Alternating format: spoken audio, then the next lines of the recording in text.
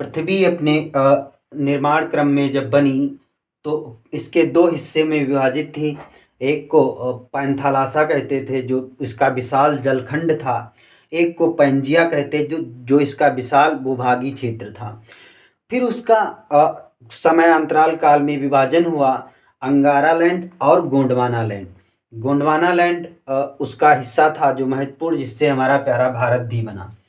अगर इनके विश्व के निर्माण क्रम में देखोगे तो एशिया महाद्वीप, अफ्रीका महाद्वीप, उत्तरी अमेरिका महाद्वीप, दक्षिणी अमेरिका महाद्वीप, यूरोप महाद्वीप, ऑस्ट्रेलिया महाद्वीप, अंटार्कटिका, ये प्रमुख कुछ महाद्वीप मिलते हैं।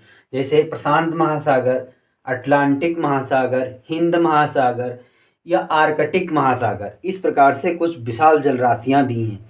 अब विशालता के क्रम में अगर कुछ देशों के भूखंड को देखोगे जिसके पास अधिक भूखंड है तो रूस, उत्तरी यानी जो अमेरिका का हिस्सा कनाडा है, नंबर दूसरा लेता है कनाडा।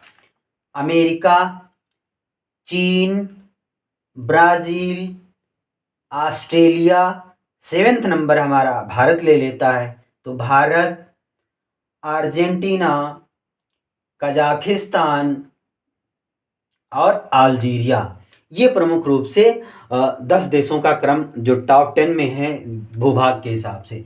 अब अगर जनसंख्या के क्रम में देखें कि महत्वपूर्ण रूप से कितने देशों का क्या क्रम है, टॉप 10 में कौन कौन से आते हैं, तो नंबर 1 आपको पता है चीन, दूसरे नंबर पे हम खुद यानी भारत बैठा हुआ है। चीन, भारत, अमेरिका, अमेरिका के जस्ट ही समानांतर स्थान इंडोनेशिया ले लेता है।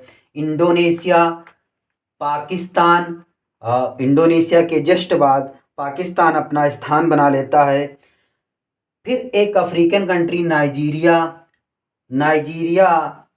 नाइजीरिया के बाद देखोगे तो ब्राज़ील भी अपना स्थान बनाता है। और ब्राज़ील के समानांतर ही बांग्लादेश की जनसंख्या, बांग्लादेश। फिर रूस, अब देखो रूस जो विशाल भूभागी क्षेत्र में प्रथम स्थान बनाए है वो बांग्लादेश से भी उसके पास कम जनसंख्या है। रूस के बाद आप देखोगे मैक्सिको, ये जो मैक्सिको जहां आप देखोगे अमेरिका से सटा हुआ देश मैक्सिको।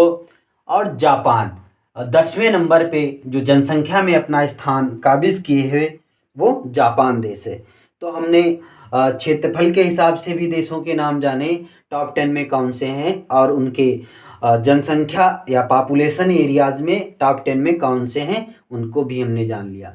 इस प्रकार से विशाल महाद्वीप और ये विशाल जलराशियां जो महासागर कहलाती हैं, अगर इनकी थोड़ी सी परिभाषा के हिसाब से भी जानना चाहोगे तो भूखंड का वह विशाल हिस्सा जिसके चारों तरफ जल राशि होती है वह उसका महाद्वीप कहलाता है। कोई भी महाद्वीप आप देखो उसके चारों तरफ विशाल जल राशि है। और जल क्षेत्र का वह विशाल जल राशि जिसके चारों तरफ यानी कहीं ना कहीं जल राशियों का कोई ना कोई हिस्सा जुड़ा होगा वो उसका महासागरीय हिस्सा कहलाता है। यानी किसी ना किसी अन्य महासागर से उसका संपर्क जरूर होगा, वो महासागर कहलाता है।